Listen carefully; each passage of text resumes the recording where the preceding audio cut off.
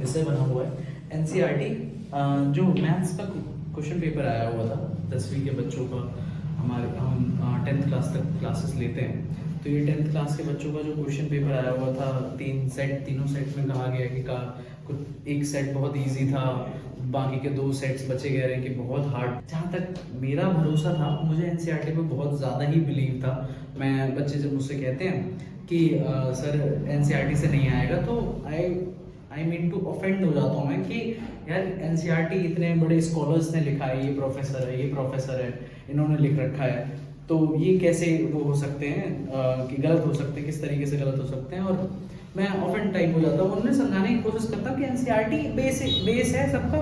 उससे ये चीज़ें बनेंगी। लेकिन इस बार सच में एनसीईआरटी ने डिसअपॉइंट किया है। इन्होंने एक तो सबसे पहले सब्जेक्ट की सिलेबस की ऐसे धज्जियाँ उड़ा रखी है, सारे चैप्टर्स, मेन टॉपिक्स, सब कुछ एकदम इरेज कर दिया, और बच्चों के क्वेश्चन पेपर्स इतने हाई लेवल के आ रहे हैं कि पूछो मत।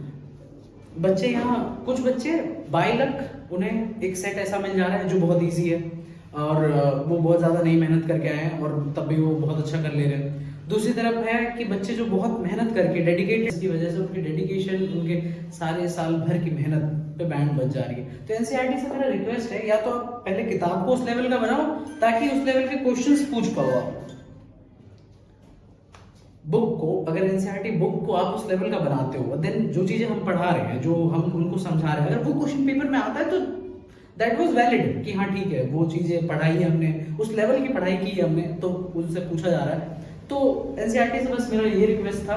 कि या तो बुक को उस लेवल का बनाओ, या फिर क्वेश्चन पेपर तो कम से कम आप जो सेट कर रहे हैं, आप लोग विद्वान हो यार, हम तो अभी पढ़ाना शुरू किया हमने, या फिर हम थोड़ा बहुत जानते हैं, आप लोग तो बहुत ज़्यादा जानते हो, बड़े बड़े स्कॉलर बैठे हुए हैं, तो थोड़ा सा बच्चों के बारे में ख्याल रख के ये चीज़ करना चाहिए कि आपको